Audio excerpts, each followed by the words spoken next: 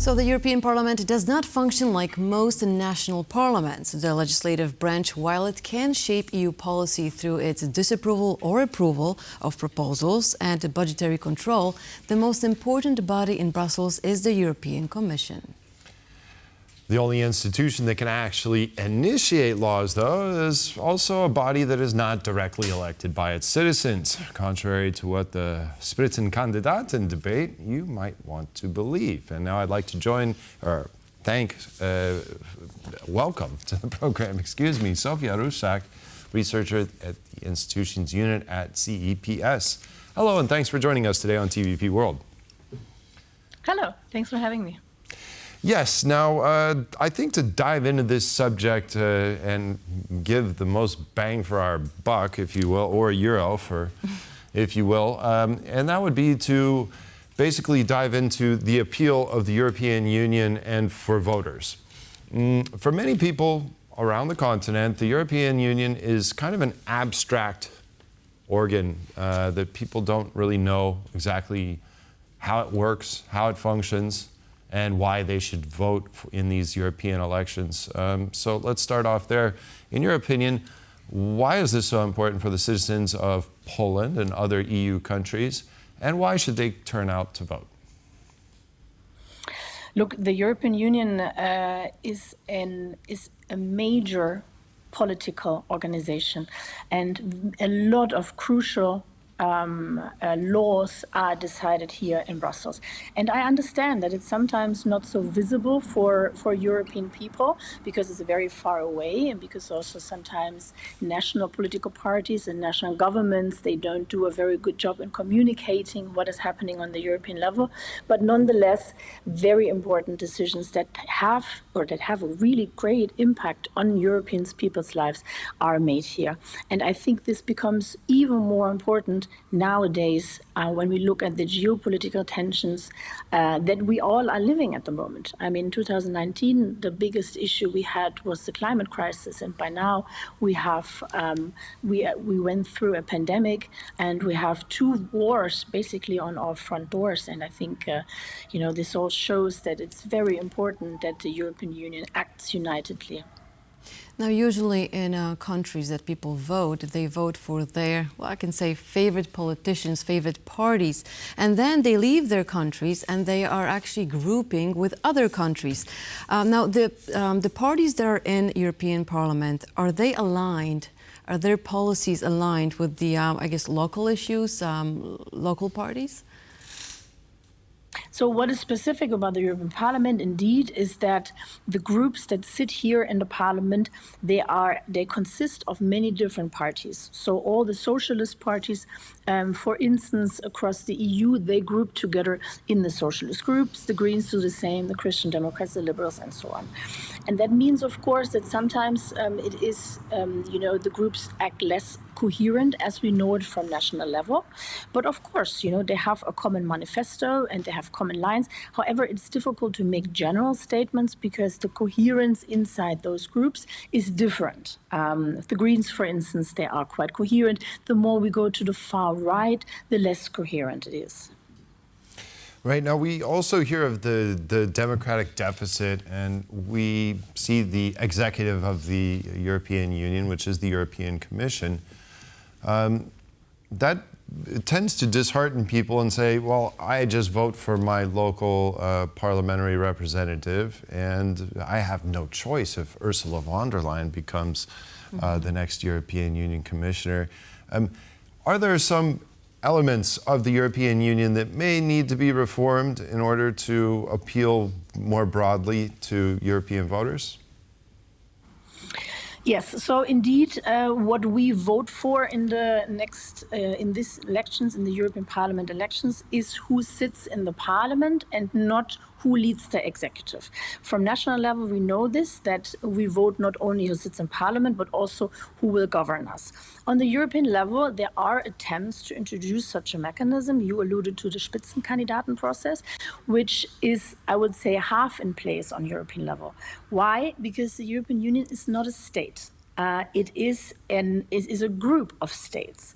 And that means that the regular mechanisms that we know from a parliamentary democracy, they are not always a perfect fit. Why? Because it's not just a government and a parliament, as we know it from national level, but there is a third institution, the European Council or Council. So that is the group where the member states sit.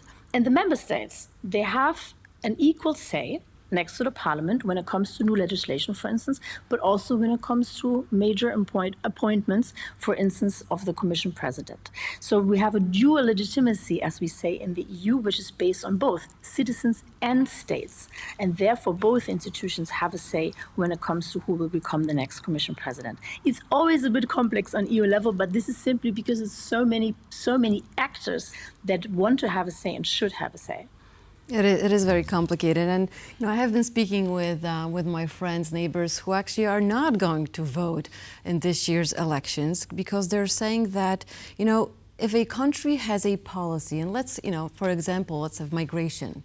If a country does not want to take in migrants, however, then you have Commission President Ursula von der Leyen standing up and saying, if you don't take them, you're going to pay fines. And people are actually angry at that because, we are a country, we are a sovereign country, and then you have some other people, a group of countries that are dictating policies inside my own country. What do you say to that? And should it be that way? Well, look, the new migration pact has been years and years in the making. I mean, we have been working on, not we as in me, but the institutions have been working on this for 8 years. And what comes out of it is a compromise solution, as everything on European level has to be a compromise. And not everybody is equally happy with it. But, you can say a lot of things about the EU, but the decision-making process is fair. It takes a long time, but it takes concerns of all actors into consideration.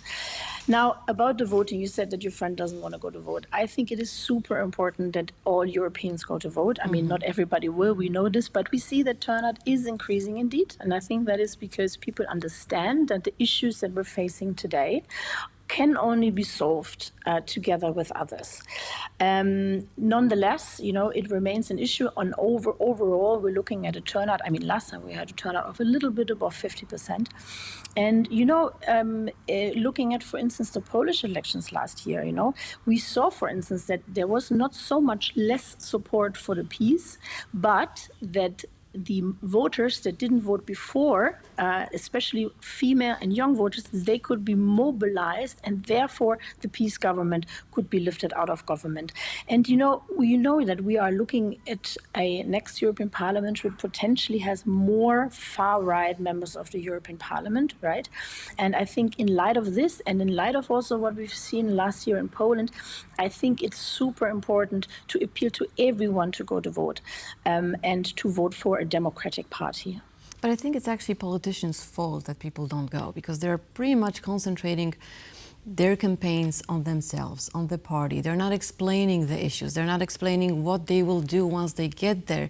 But it's all about, butchering the other party that they run against. Well, in the process, again, and that's something we just talked about, Sophia, that's something that you just mentioned. The process is so complicated that it just kind of disillusions people to some extent, to where, like your neighbor says, oh, I'm not going to vote. Right. Where it's actually in her best interest to vote, to influence whether she wants to further integrate within the European Union or retain further sovereignty. So whose burden is this? Is it a European level? Is it up to the candidates to get this message out to the voters? Look, I think I see a clear responsibility with political parties and national media here. I think these are the intermediate actors, so to speak, that, who have the responsibility to explain the voters what is at stake. What we see, though, is that national parties, they often campaign with domestic topics, often with candidates that are not even running. Like if you look at the election process in Germany, then you will see Olaf Scholz, the German chancellor, on there. He's not running for the European Parliament, you see. Parties tend to campaign with faces that people know, with topics that people know, because we know with, with recognition of faces and topics, also the support for those parties increases, and this is what parties are interested in the end of the day, right? They want votes and they want seats. And with the media, it's a bit the same, that the EU topics are sometimes still not sexy enough to report on. And so what we see is that there's less media coverage as opposed to, for instance, national elections. And I think that is something that really should change again, especially in light of the transnational nature of most of the problems that we're looking at the moment. There is slow change happening, but especially when it comes to election campaigns, they're very much national focused. And I think European political parties in the future should make more effort in Europeanizing them and to really explain the transnational voter what's actually at stake. Right. Well, one issue that I think everybody can relate to here in Poland and many other countries throughout the EU are the protests that you're seeing in Brussels today with the farmers.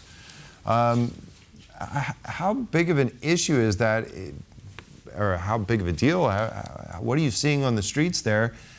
Does it have any impact on the politicians in Strasbourg or the European Commission there in Brussels? Yeah, it did already have an impact. I mean, you saw that the Commission was already back-rolling on few things on the Green Deal because they were pressured so much by the farmers' protests. And I don't know if I find this always so justified because, of course, the agriculture sector is important and it is about, feeding us all. But then again, the farmers, they already get very high subsidies and, there are, a rather small share of the population of the European Union, right? So we have to see because, the next Commission President in the next term, I mean, they will have to pick up, that conflict with the farmers because when it comes to their contribution to global warming, then things have to change there too. Sophia Russack, researcher at Institutions Unit at CEPS. Thank you very much for explaining this complex issue for us. Thank you. You're very welcome. Thanks for having me.